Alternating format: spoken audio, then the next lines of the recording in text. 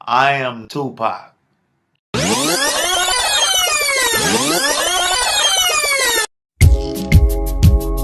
at the world through my rear view.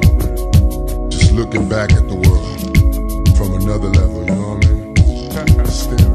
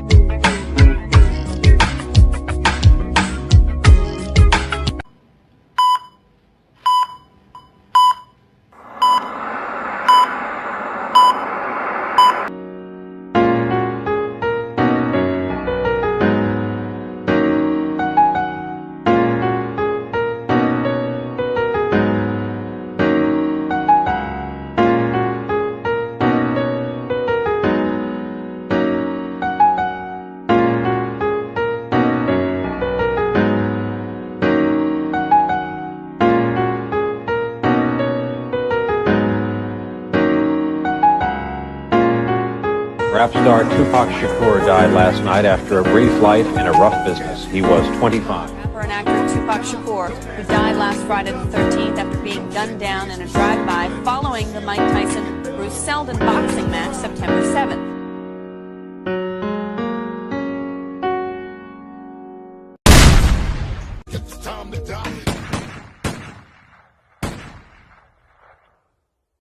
I am Tupac. To Machiavelli returns, it's all eyes on me.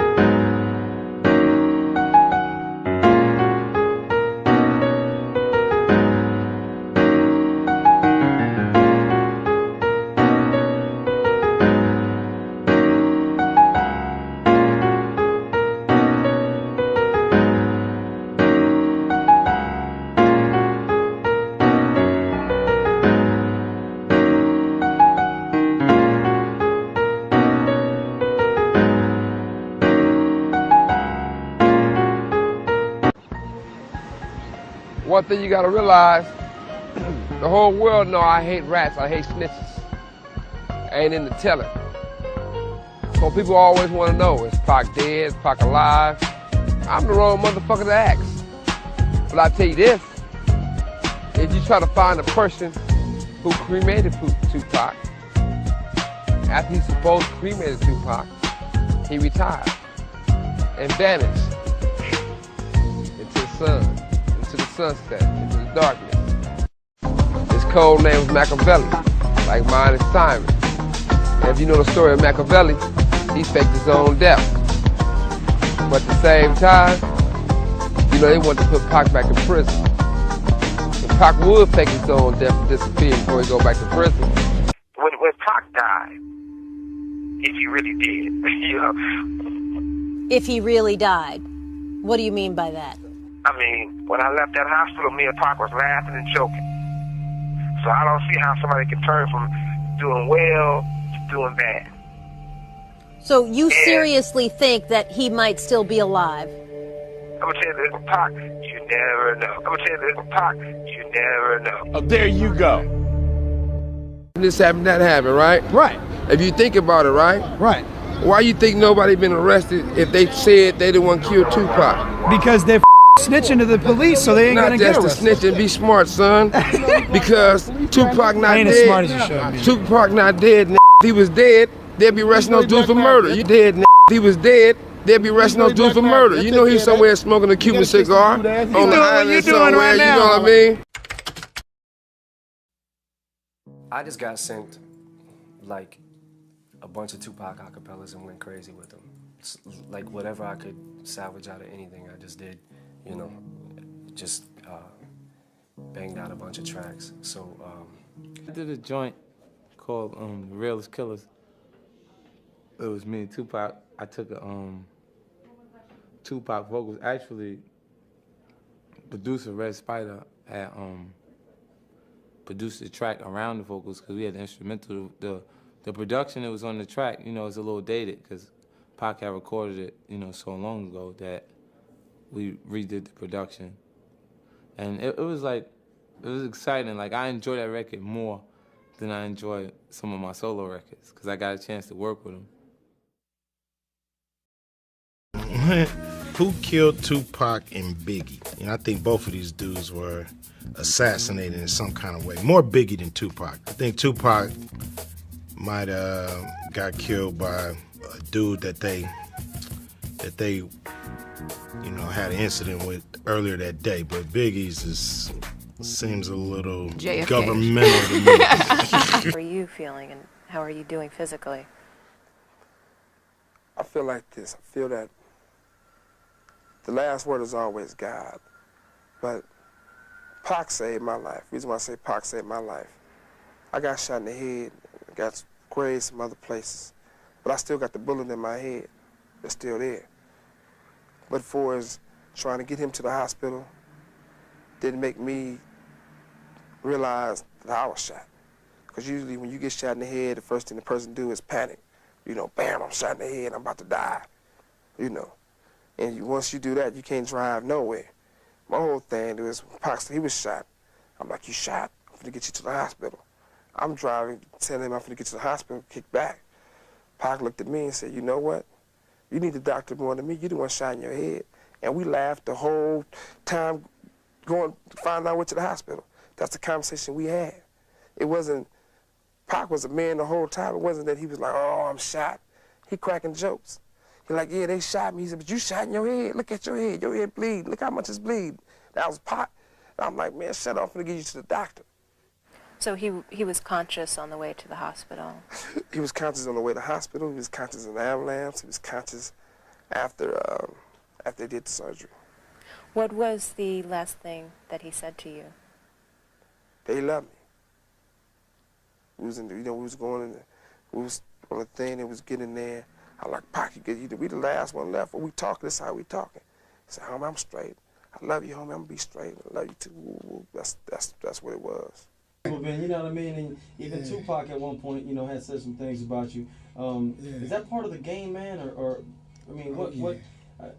It's definitely a part of the game, man. If you want to get into rap, young children out there, you want to get into rap, baby, it is no easy gig, baby. Mm-hmm. You dig? Especially when you're good. Yeah, and if you're good, oh boy, it's crazy. I'm telling you, man. It's crazy. Pac, 20 minutes before he got shot. I saw Pac in Vegas, about to get into the car. He's coming out the hotel.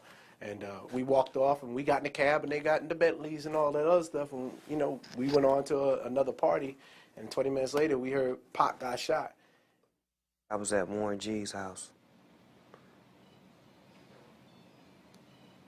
in the living room.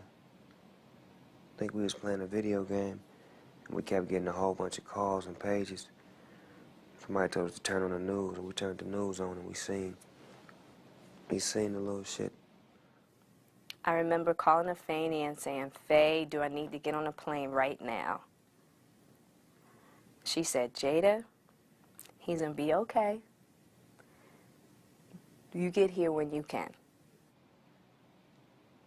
I drove down there to the hospital because I wanted to see my nigga, you know what I'm saying, make sure he was straight. I'm thinking that he was gonna make it. It was Pac. He'd been shot before. Fine. Our first reaction was, again? You know what I mean? And then he was like, oh, he gonna be all right, because, you know, this after he got shot 5 times. He was like a cat with like 9 lives. I had went to see him when he was still alive. And I said a little prayer to him in his head and held his hand and whispered at him, you know, said my piece with him. You know, he didn't have no consciousness, but I felt like my spirit and his spirit connected, and I felt like he got it. When I heard that Tupac died, I was cooking in a restaurant. It was a sports bar, so there was a big TV screen, and we all just kind of watched it, just like, you know, just dazed. My mother knocks on the hotel door. Will opens the door. Soon as I see her face,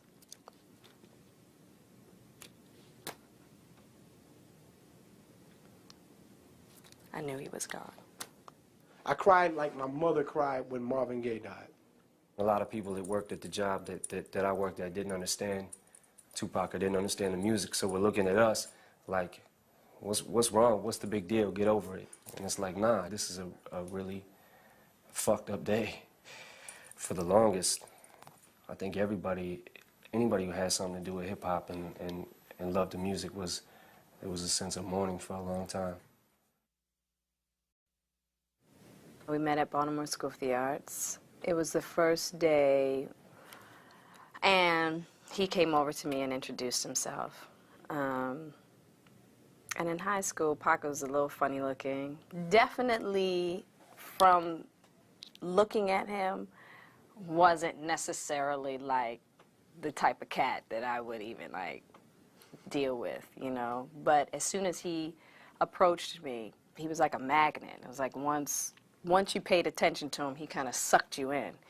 And we hit it off from that moment on. He would tell me all the time, Jada, you're going to be a star. You know what I mean? I'm like, Pac, come on. He's like, you're going to be a star. You got it. You just got it. I don't think either one of us really thought that we would have made it in the way that we did. But we knew we were going to do something. He was one of my best friends. He was like a brother. And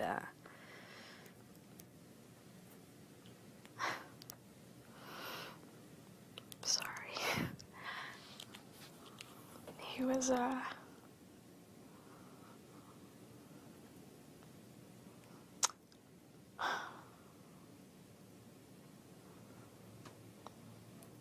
mean, it was beyond friendship for us, you know, as far as just, it's really difficult to explain because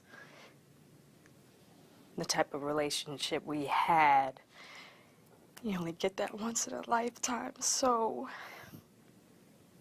he was like a brother, father figure to me.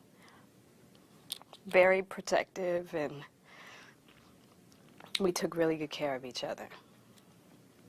We took really good care of each other, the best that we could. But we gave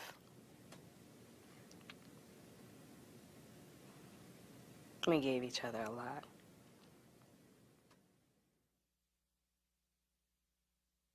What people don't know is that he really kept, you know, me and my wife together too, because there came a point in time where I just felt like I didn't need to be, you know, in a relationship, you know what I'm saying, because it was becoming a headache to me, and all these girls wanted to be with me, and I was like, you know, fuck that.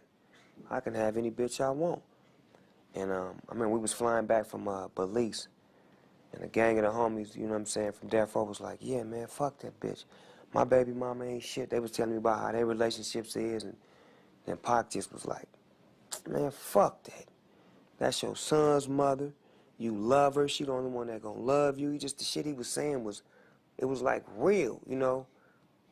And it was sounding crazy coming from him because he didn't have no relationship like that. But for him to tell me that, the shit really stuck in my heart. When I got home, you know, we pieced it back together, and me and my wife, you know what I'm saying, we worked it out and eventually got married, you know what I'm saying. It was like, I gave him a lot of credit for that because I didn't have no direction. I didn't have nobody to talk to, and I was like young and I didn't really know, so, you know, his advice stood out more than the negative advice did.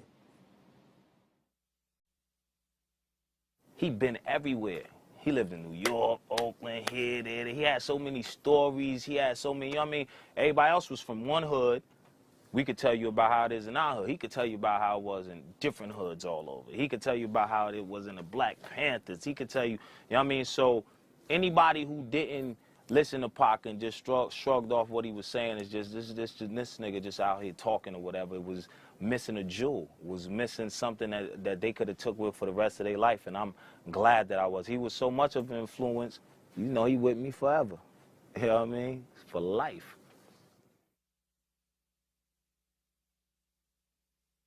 He stands out as a warrior. He was always, I guess, fighting for a cause of freedom, you know, I guess to get free on the outside when, you know, in reality, the freedom is inside, and he was just dealing with so much. So, he, you know, he was just always warring for us and making us understand that he was within the struggle with us. Tupac is the largest selling rap artist, you know, and I think that's because of his consistency and his work ethic. You know, there's still new albums that haven't been fully, you know, released on his music. There's new music to come like that. It's not even over yet. You know, like when people have sightings of Elvis, Elvis material is, he's our Elvis. I always knew that Tupac was talented and creative. But the other thing I always knew was the weight that he carried. He came here, the son of a person who was a radical in this country. This country does not look kindly on those people. So I always understood that Tupac couldn't just be an entertainer. He had to understand who he was, and that didn't mean running around dancing and jumping up and down. You know, I'm a dance through everything. I don't believe you can.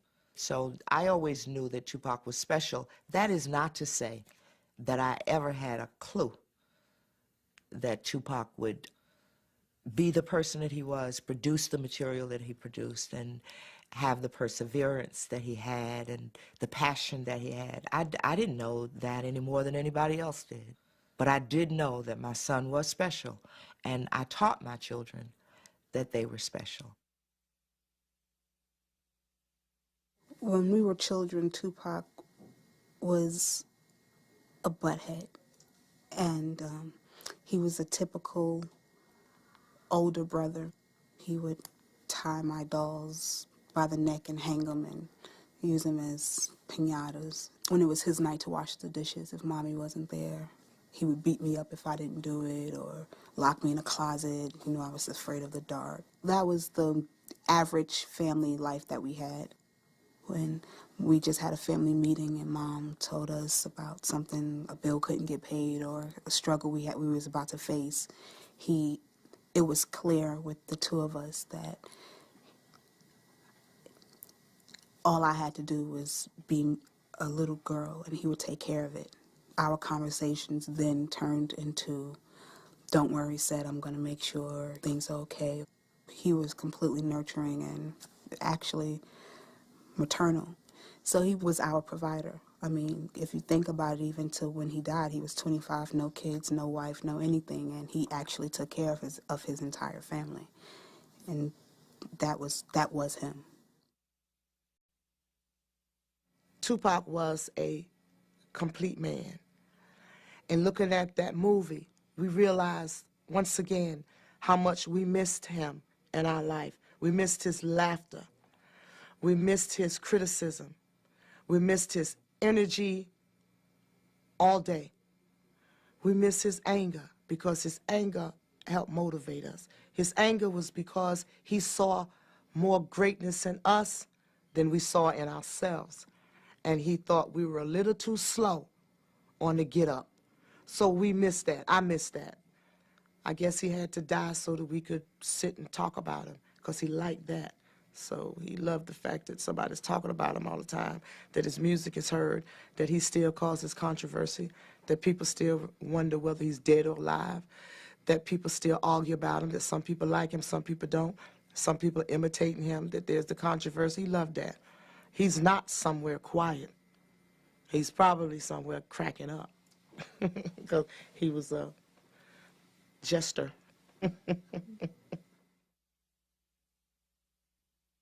What made Tupac happy is to see his family succeed, and see his family. He was a family person. He was Tupac. He never changed. I mean, when he became a star and stuff, he still like Tupac was of old. I couldn't see nothing different, except he just had them bodyguards watching after me, you know. I learned from Tupac that you can do and be whatever you want to be in this world, and you could really come and start from nothing. He proved that to me. I've seen it with my own eyes, because it's not like we came from a family of lawyers and doctors. No. Drug dealers, militants, drug abusers. He pulled up from all that and did his thing. And he proved that you can do it. I'm not going to say he had a charmed life, but he was blessed. And you already knew that he was blessed. People was attracted to him. I mean, people used to fight to babysit him. The whole neighborhood, man, all the girls, the pretty girls, you know. He was a They all ladies' man. babysitted him. Yeah, he was a All the ladies' pretty man girls. at 1 year old. I mean, it was quite obvious that that boy was going to be something special. Quite obvious. He was a loving person, and you know, he was our friend. He was our family member. He was someone who was dear to us.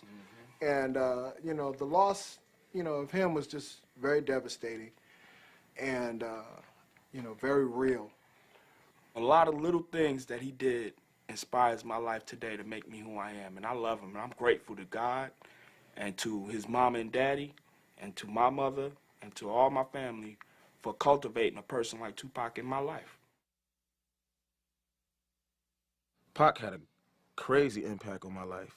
Every level of my family is affected by him right now, to this day. You know what I mean? He still support the whole family. You know what I mean? He still pay for kids' Pampers and shit. You know what I mean? He's still putting food on people's tables and paying for Thanksgiving and Christmas and shit like that. So he affected my life like a motherfucker. Pac, for us, the outlaws, the younger dudes in the family, he was like our champion. When everybody was like, yo, them niggas ain't shit, they ain't doing shit, they sitting around, they lazy, they don't want to do shit. Pac would be like, nah, fuck that, they ain't lazy. Them is my niggas, they rapping, that's what their job is. They rapping, they all right. Pac was the one that stuck up for us, like, nah, that ain't what's going on. Nah, they ain't doing that. They rolling with me. Tupac was an old soul, an old spiritual soul, knowing things, having the wisdom of someone having been here for 70 years that was shoved into this crazy 17-year-old body. She used to tell me, yeah, but I'm not your typical 23-year-old. And after I knew him for 2 or 3 years, he used to say, put that in the legacy. Write that down in the legacy. And I thought, boy, this ain't no legacy. And it was. I've been in the ghettos of America, and they love Pac. You know, they call him the Black Jesus. He was sent here to save us. That's what a lot of real cats, I mean murderers, killers, carjackers, whatever you want to name.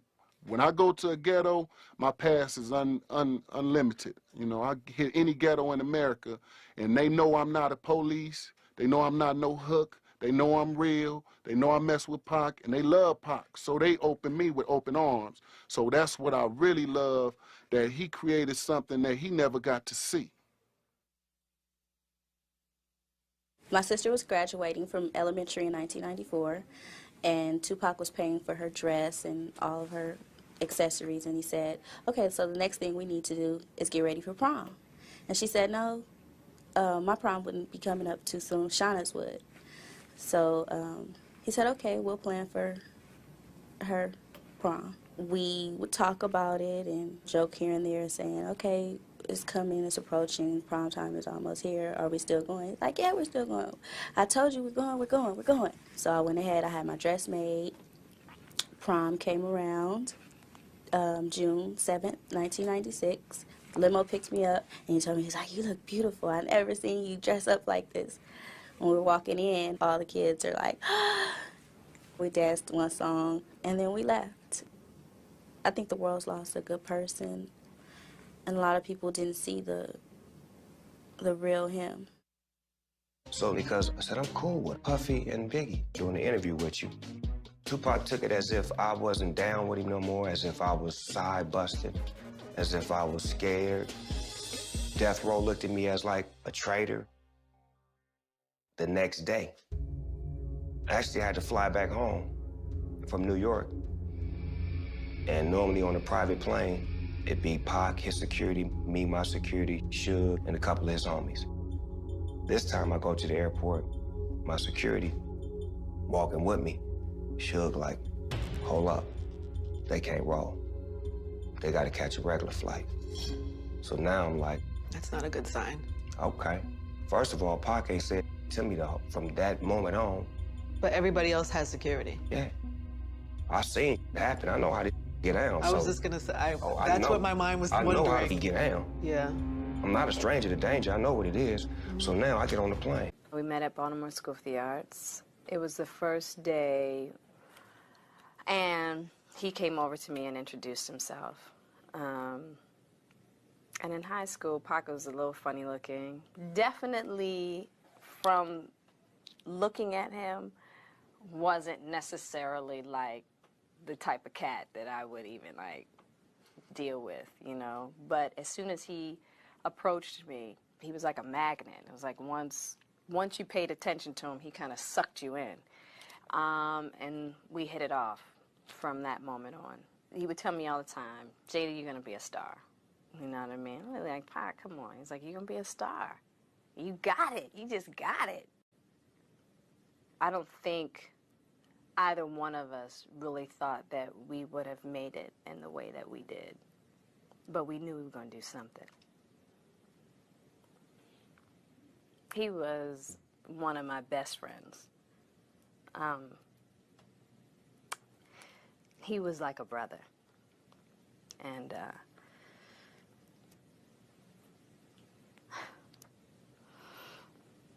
sorry. He was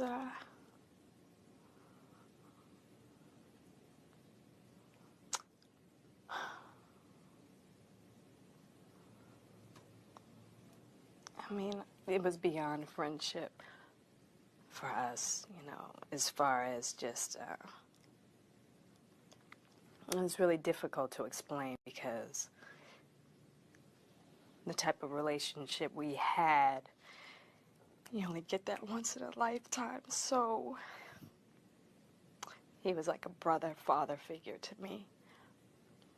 Very protective, and we took really good care of each other. We took really good care of each other, the best that we could. But we gave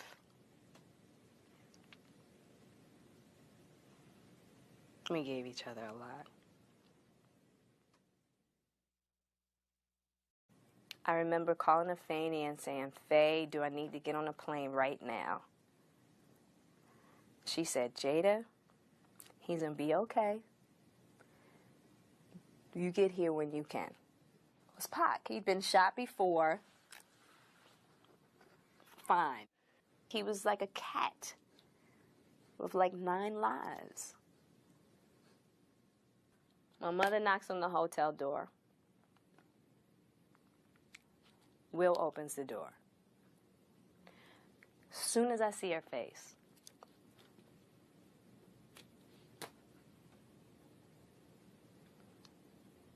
I knew he was gone.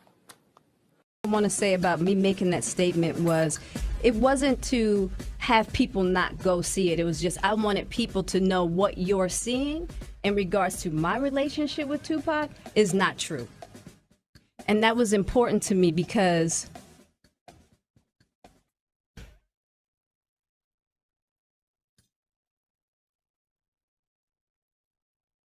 my relationship was really special. And it was very complicated. And I just felt like it was a huge disservice. The person I knew Tupac as, he was like very intelligent. And to me, like, society and people who always talk bad about him had the wrong vision of what kind of person he really was. I mean, everybody has done crazy things before or get put off in the wrong situations with the wrong type of people and wrong surroundings, but he's not a bad person. To me, I think he had a lot of sense and he was very intelligent. He stands out as a warrior.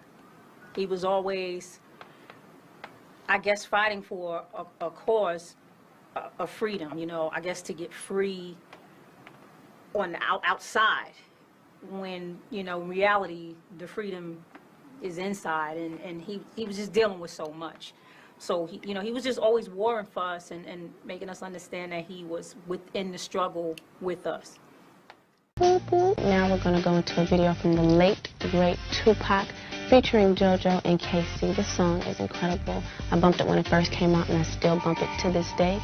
Pac, I will miss you, but you'll always be here. Check it out. Tupac was an old soul, an old spiritual soul, knowing things, having the wisdom of someone having been here for 70 years that was shoved into this crazy 17-year-old body. She used to tell me, yeah, but I'm not your typical 23-year-old. And after I knew him for 2 or 3 years, he used to say, put that in the legacy. Write that down in the legacy. And I thought, boy, this ain't no legacy. And it was.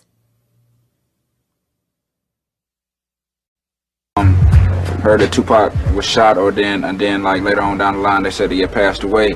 It was like real shocking, but I feel that what the Lord does is like put things in front of you to show you like lessons. I mean, like it goes back to even the Easy thing, you know what I'm saying? It's like, cause children, they look up, and not just children, but like people our age, you know what I'm saying, they look up to the people that they see on the TV screen and what they hear. And I just think it was a big lesson. I heard he made a record about me, and he was in New York, and nobody from New York is really, they talk it, man, but all them companies don't really hold it down. And what happened was, you know what I mean, he was in my town, so, you know, me and my crew was there, so we stepped to them, him and Suge, and, you know, we wanted them to tell us what was up, you know what I mean, because we like this guy's music, but he can't be in my town dissing me. Right. So what happened was we went to him and stepped to him, and the brother was like, nah, I'm from New York, man, me and you, Nas, we like this, don't never let nothing come between us. And he told me that I'm going to hear a lot of things that he said about me, and he's going to hear a lot of things that I said about him, but put it past us, and we powerful people, and let's move ahead. And we shook hands and said we'll talk on a later note. 3 days later, he was gone, and we never got a chance to really talk. When you think the end could be near, you're going to want the people, you're going to want the world to know everything that you got inside. That's why he stayed in the studio. He stayed making something new, because he had so much in a little time to tell. Tupac, what did he mean to me? It was a little weird being in the presence of Tupac, and we're very similar. Similar to the point where we almost clashed. Both Geminis, and it was almost like 4 people being in a room. You know, and I don't know if this has any significance, but I was born on an odd day, the 27th, and he was born on the 16th, which equals to 7 and 9 day, and we were odd. It was very odd when we were together. I'll be missed, you know what I'm saying, his music. I mean, the way I knew him, he was a sentimental cat, you know what I'm saying? He wasn't as hardline as everybody presented him. I was very saddened, truthfully, at the tragic and senseless loss of such a multi-talented young man. I got a chance to go to his house a few months before he passed on, and it was weird. It was a very weird experience because everything that was in my cabinets was in his cabinets. It's down to the seasonings in the kitchen, you know, the types of food that we ate, the pot set, the chairs that we sat in. I look at the way his life was, and I don't know, I see a lot of that in me. Tupac was just himself, free to be him. He didn't care what nobody had to say about him. He was being himself. He was a sweet person, a kind person, but nobody could change his mind about the lyrics he wanted to write or the image he wanted to portray. He was just the person he wanted to be. He showed love to everybody he met. I don't care who they was, where they was from. East Coast, West Coast, wherever. You know what I mean? We had in Morning Till I Join You, damn, I wish they would have known how much you love New York. And then after he passed, it was like, I wish he would have seen how much New York loved him. Notorious ain't dead. Tupac ain't dead. He exists within me. You know, well, see, when the odd so-called, they came to me and they said, Dirty, wake up, yo, man. You know, we call it the land of nobody. You know, so Tupac is right here, and Big Small's right here. They're just on my shoulders. You just gotta see them. They're there. Tupac loved Death Row. Tupac loved me, I loved him. You'd ask Tupac that question, was he planning on leaving Death Row, he definitely would cuss you out. Tupac was one of the first people to break Hollywood and do movies and whatever, sell 5 million records. It's hard for rap artists to do that, especially with it being his 3rd or 4th album. I think it's his 3rd album. But what I'm saying, it's hard to do your 3rd album and sell 5 million joints.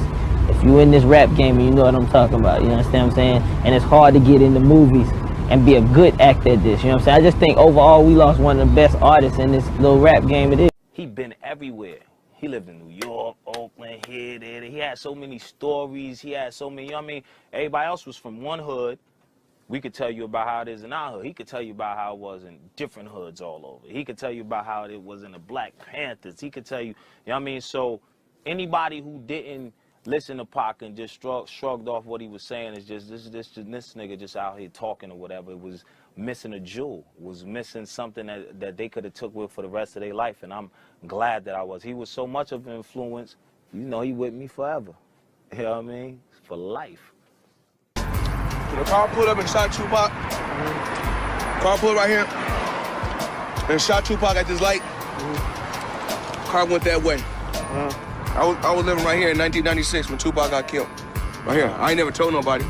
Only the close people with me know. So what do you think about all these artists calling themselves the new Tupac and I'm just like Pac? I mean, you can say that. I mean, basketball players, football players always emulate somebody that they want to be. It's not my right to say that you can't say that, but if you're going to say that, you should know the history of who this man is and understand what you're trying to become and what you're, you know, emulating, because he was a great person, not just a rapper. Don't look at the thug in him. Look at the humanitarian work, the songs that he wrote for women, the empowerment that he gave to black women, the songs he wrote for mothers, and just the things that he did that was out of the box. We only want to highlight the hit him up and all of the beef that he had, but it was things that he did that was so real. For example, I was getting into it with my girlfriend at the time, and we just kept getting into it, and all of the niggas on Death Row Records was like, man, fuck that bitch, you Snoop Dogg, you can have any bitch you want with you, some hoes, and that Tupac came to me and said, man, fuck what they talking about. That girl love you, you need to marry her. And I listened to what he said, and I married my wife, and like 20-some years later, we still married. Wow. So it's like, this is the shit that this did that nobody's seen. You only seen the ignorant side. Let's fuck him up and wipe the woe. But he was a real loving, caring, compassionate man. If you really knew him, and if he loved you, he loved you hard. Yeah, at the Machiavelli album, some people wanted you to respond too. Well, he passed. He passed when I heard that he had something about me in Machiavelli. But we talked about it, and he was like, he would take it out after me and him met again, and we saw each other. We had voiced our opinions on everything, and he said, I'm cool with taking that out. He was like, yeah, I got that on my record going at you. And but he passed. We was going to meet. He passed day before my birthday, September 13th. Yeah. We was going to meet in Vegas. I was in Vegas, and it rained in Vegas when he passed. That was a trip. But yeah, man, no, I have way too much respect for Tupac, way too much, man. He was a god, man. The Tupac article had me pissed off, you know what I'm saying? And the rumors that's spreading is on some tip like we set him up, you know what I'm saying? And that's crazy. It's such ridiculous, you know what I'm saying? But I also understand that if you was to get shot 5 times, mine is just completely spinning, you know what I'm saying? You're real confused about your situation. So it'll cause you to say things that you really don't mean. Wow. R.I.P. Tupac. Yeah. Oh. What was your greatest memory of him? Man, it's one of my greatest memories, but it was also one of my saddest memories because it was 1996. We on my trailer, and we're shooting a video to my song called Rapper's Ball. But he was there, and he was just telling me about, you know, how he had an album for when he died. Mm. You know what I mean? I don't think he felt like he was gonna die. It was just he just had to prepare because he is a workaholic. You know, Tupac would go in the studio and make like 6 or 7 songs in one day. Right. That's how he. Wow. That's how he operated. He was real quick with his pen. So now think about it. It's like, you know, you build up your catalog. You know, if you're serious about being in the industry and carving your identity into the history books, you know, you're gonna continuously stay in the studio. Yeah. So your name can live on forever. Yes, it has, and it has. That was the beginning of a big feud between Saphir and Tupac, because as soon as we got back to the hotel, Pac got on the phone. That was one of those outings I told you about when he would just pop up and do a few shows with us.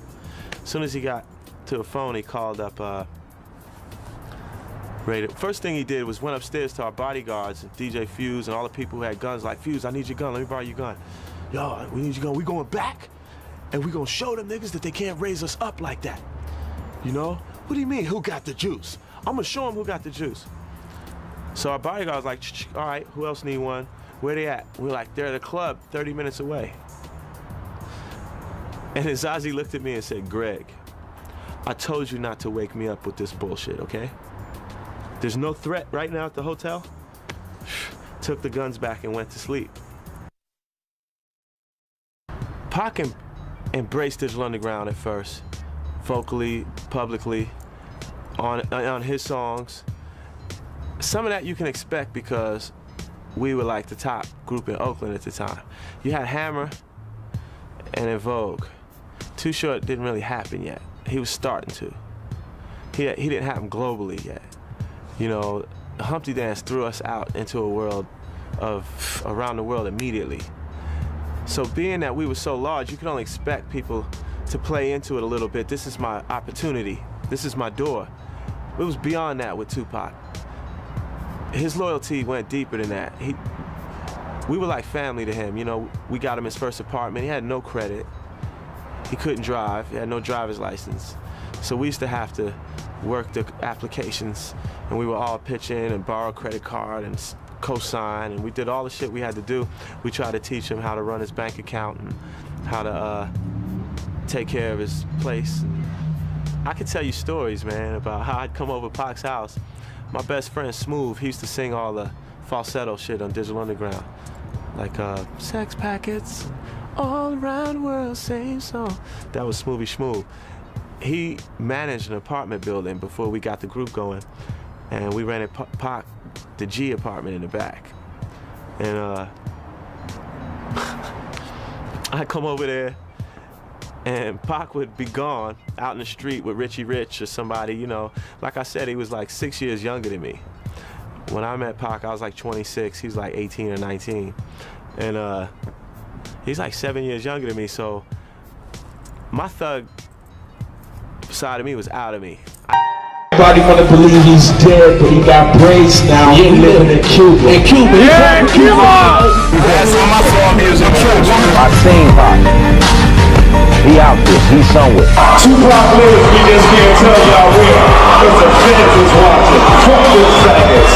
Where are Biggie and Tupac? The legend is not dead. Tupac? I think he's alive. If it is true, don't return. Instead, sit back. It's cool. Maybe the question is that Pac really not dead. Pac somewhere else, and maybe they get over. Maybe it's like You're gonna start a whole nother. I mean, it's the truth if you really look at it. Did you see Tupac dead? Nobody's seen Tupac dead. The thing is this: the person who supposedly cremated Tupac, this guy got about $3 million personally for me, cash. And next thing I know, I never heard from the guy I seen again. He retired and left. Do you think it would be possible to manipulate a photo in such a way that it would seem real, but actually is fake? Absolutely so. So this could be a fake picture? Could be. We just don't take pictures of dead bodies just to do it. And we sure don't take pictures of dead bodies after they've been autopsied and sewn back up, so to speak, preparation to be transported to the mortuary for whatever the next of kin want done with the remains. Can't nobody arrest him. Can't nobody try to put him down. Can't nobody Saturday, can't nobody hang no more. I can tell you with 100% certainty that that particular photo was not from our file. Captain is dead. Dead? Okay, wait a minute. Are we talking Tupac dead? Like maybe he is or maybe he isn't? And I would ask Pac, like, Pac, how you get all that shit on the ceiling? And he would just bust out laughing. And to this day, he never told me how that shit got up there. He would just laugh, man, hard. Every time I asked him,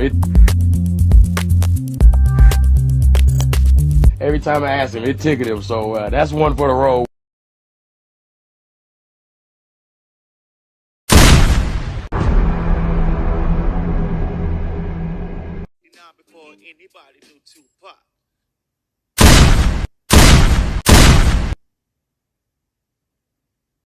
I am Tupac. The person's name was Tupac. It was Tupac meeting Tupac. But acting, I could be somebody else.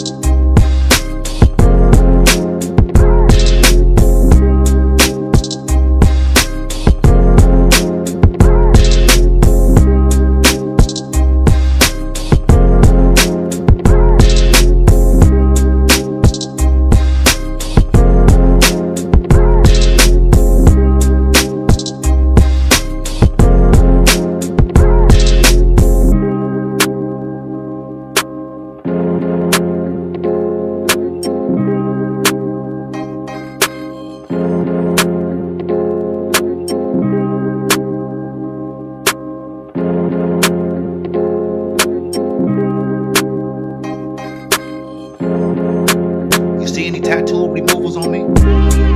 Huh? Do I gotta get closer? See this line right here? It's me almost like lost my life about 2 years ago. My aorta tour. That's me. You see any tattoos on me?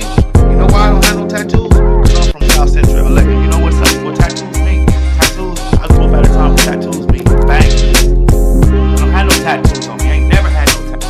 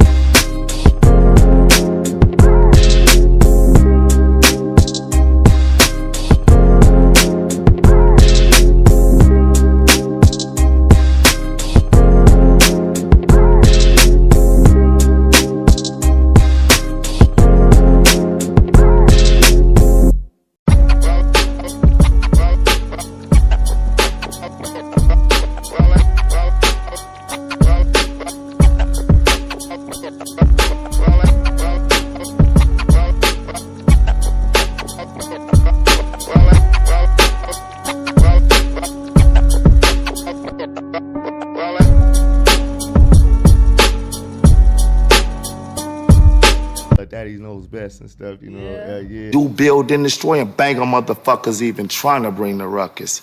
Peace. Peace. Peace. Oh, okay. I was like, what the hell happened and shit? All right, hold on. That wasn't the beat and shit right there, right? We gonna get to that one, but that wasn't the beat. All right, so look. So we straight up here. So what we need y'all right now, you know what I'm saying, is we need y'all energy right about now, y'all energy. I just did the MC thing, and that was like some testosterone, male bravado type shit, you know. But I believe women are the spice of life. Fellas, what do y'all think? Are women the spice? Feel it, Tommy's sweet. 2 steps. I know. Tom, you sweet, man. You're a sweet man. Sweet. I know. I know. Sweet. What you want me to say? I'm a hot dog, around the hottest monologue in star, poetic inserts, and yes, y'all. My speech is like holding 2 blocks apiece to outreach that rocks police. Super fast ribbon. I'm a hot dog, around the hottest monologue in star, poetic inserts, and yes, y'all. My speech is like holding 2 blocks apiece to outreach that rocks police. Super Benjamin Button up beside the bitches women rewrite the everywhere to get hype off any flow. I came to get it. Hype off any flow. I came to get it. Like Operation Push, operate the hype off any flow. I came to get it.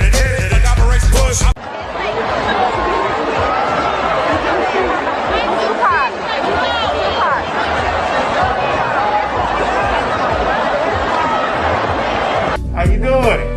And for all you people out there in niggerdom, see, he is not Tupac. Yeah.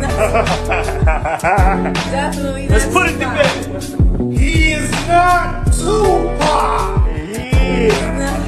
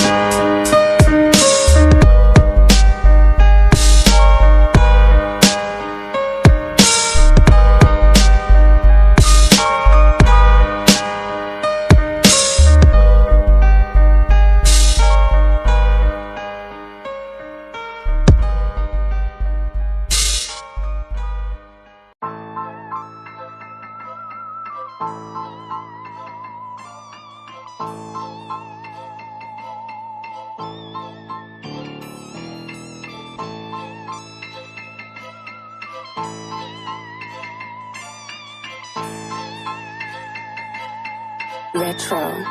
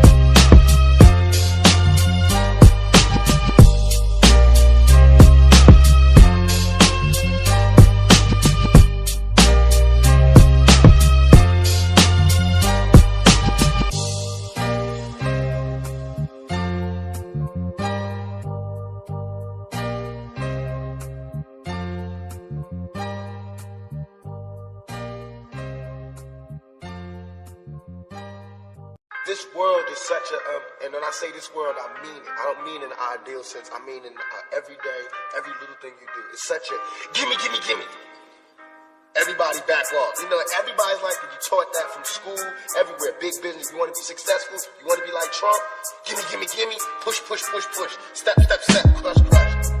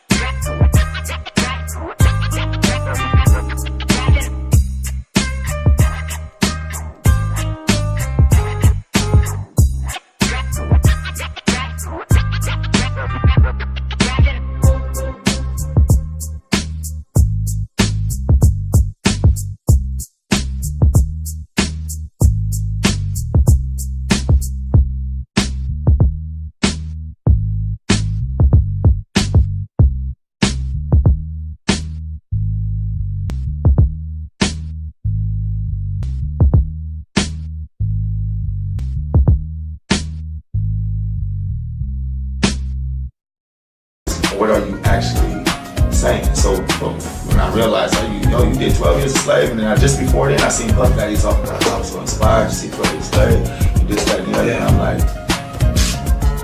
the next day, and I see this, and I'm like, what does that mean and stuff, and the whole scope of things and stuff. So, and then looking at that emotional thing like I'm talking about, so you have all these social uprisings and things going on around the world, and then the States and stuff. It's this thin line between, You know what I'm saying? There's richer and there's poorer. There's no just, get a movie, got a little bit of money, living okay. Black neighborhood, I live in white neighborhood, so I don't fit in. That's hell. It's hell when you can't be around your peers. Hey kid, you big fucking America's Funniest Home Video. The funny shit is gonna be us taping, us kicking your ass, taking your camera. Fucking cops, what are you doing? Okay, guy, go get a taco. Want a taco? Go get a taco. Johnny Jack. Give him a Taco Bell certificate. West Side in this motherfucker, LBC. And show me where I said I met Tupac 3 times. Respect means everything, but for you to have respect, he's lying. Don't believe him, he's lying. What's up, Too Soft? What's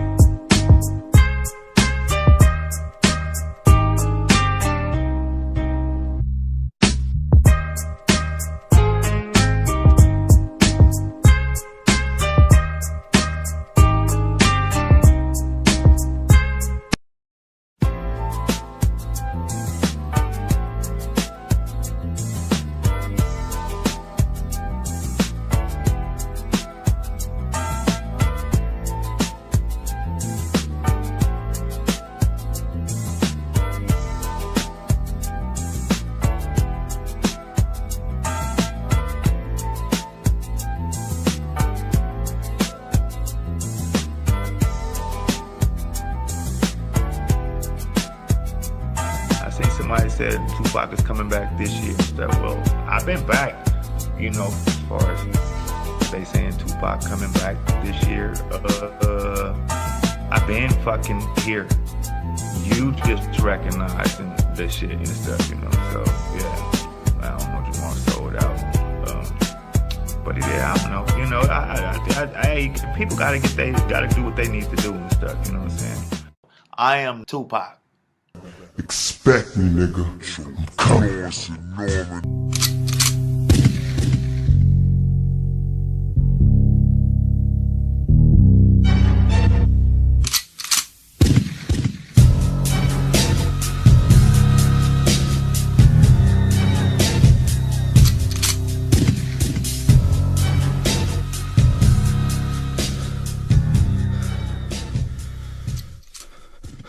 Guerrilla conversation, warfare, remain patient. Rhymes, I can't waste it. Can't smell and taste it. Yes, I can. Damn right, I can make you with the mild, hot, basic, complex and complicated. I spit the verbal, been on lyricism, fresh rated, separated myself. To get into myself, to get out of myself, to look directly at myself. And if you seen what I saw and witness my flaws, my ups and downfalls, and why I rhyme at all is just a mystery to y'all, but still I'm down by law. Renegade rebel that'll die for the cause. Renegade rebel that'll die for the cause. Renegade rebel that'll die for the cause. Renegade rebel that'll die for the cause.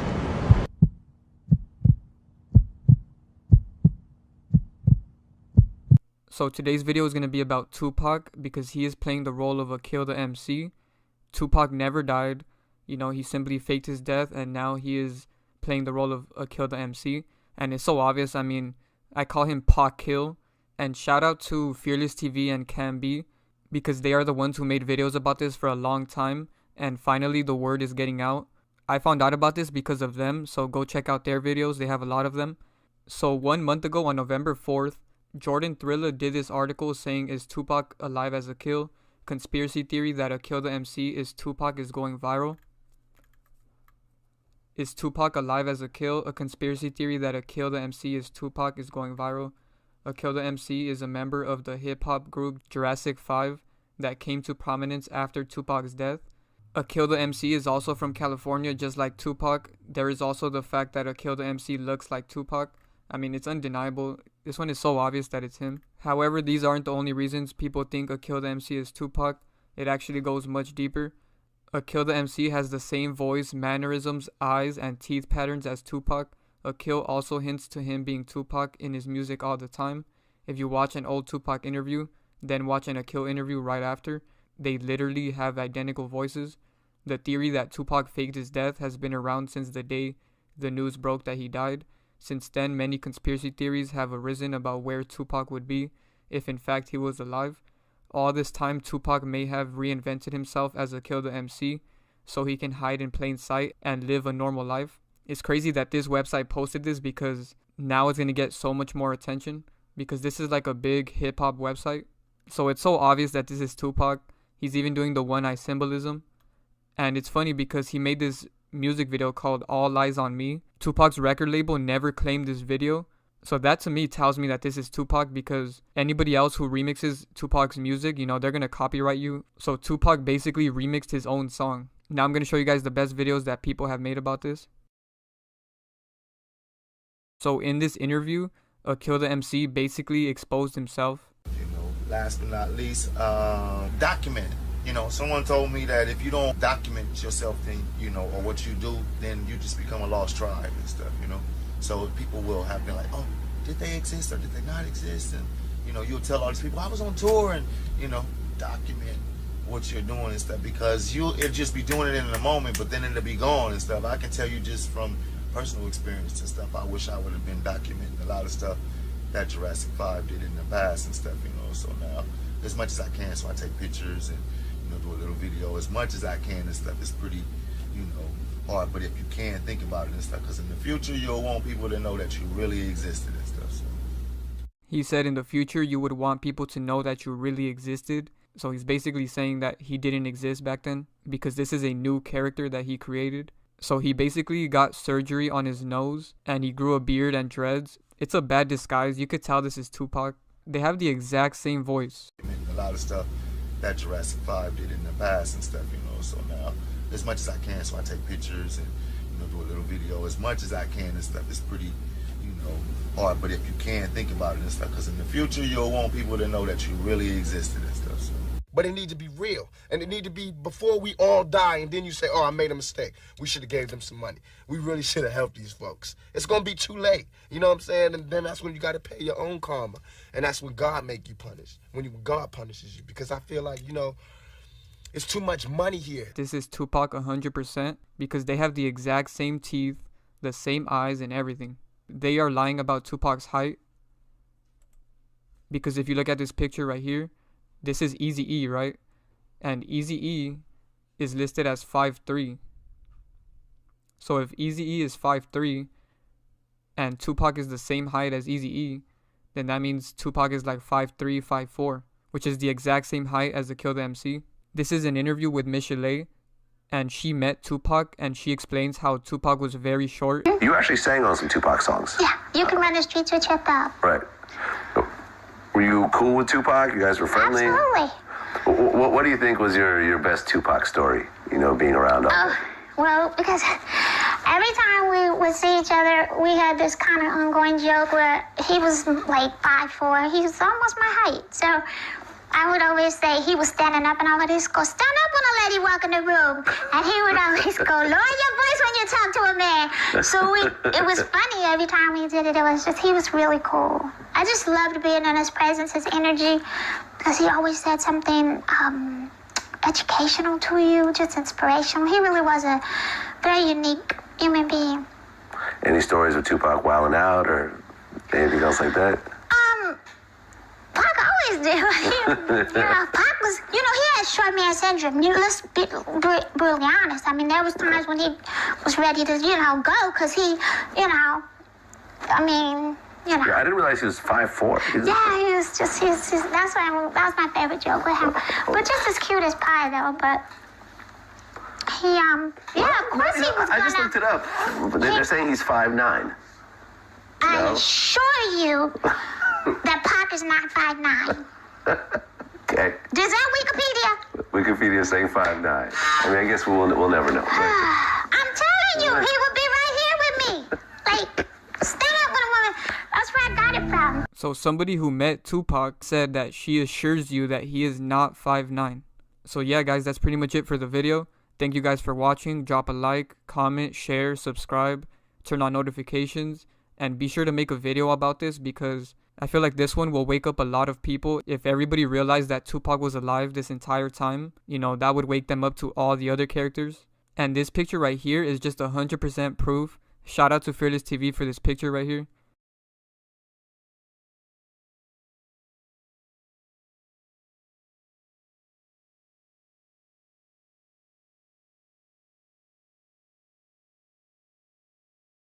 I know for a fact because I spoke to him recently in December. We got into it, and then he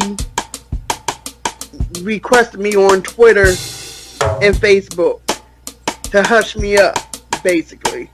But that's all I'm going to say. But that's all I'm going to say. But that's all I'm going to say. But that's all I'm going to say.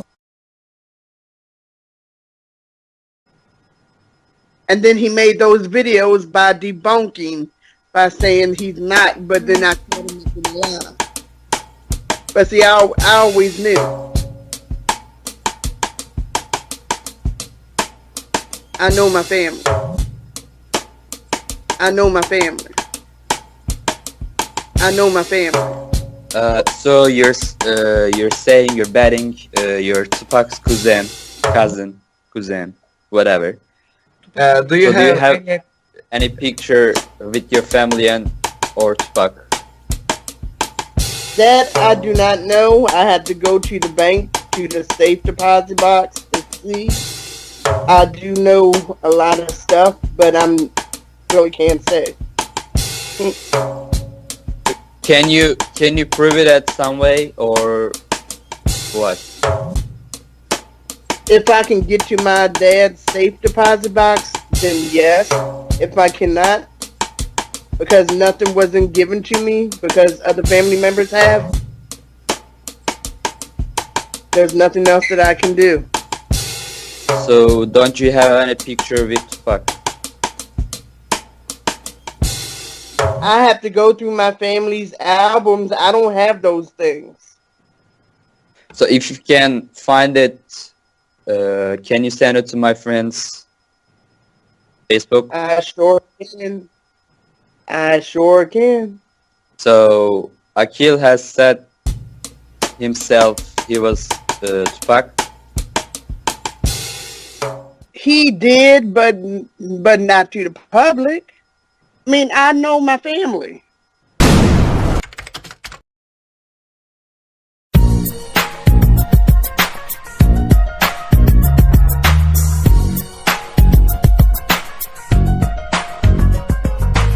I am Biggie Smalls. I have.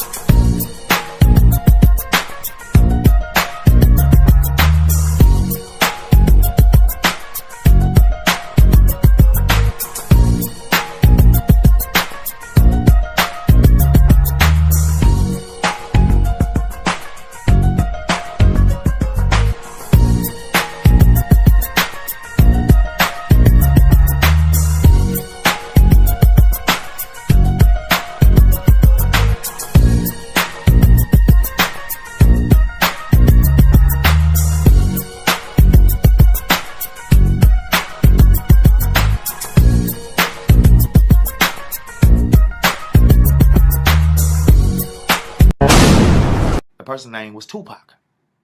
It was Tupac meeting Tupac. I met Tupac for the world, met Tupac. I met Tupac for the world, met Tupac. Now that takes me back to some Tupac stuff. So you think, Florentino, I have to ask you a real question. Do you think that I am Tupac? Well, answer the question. Just say, if you believe that, then say, then that's just what it is. But if you don't, I am Tupac. I seen somebody said Tupac is coming back this year and stuff. Well, I've been back. For the song and try to push it along. I ain't the king of this rap shit, but I will bust a flow down, young nigga. But acting, I could be somebody else.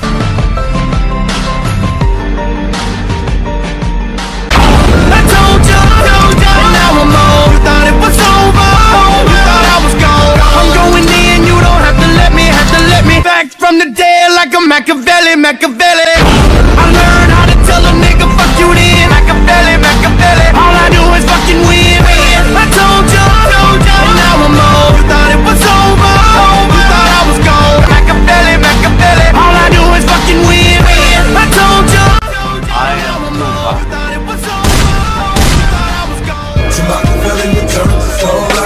Let me back from the dead like a Machiavelli.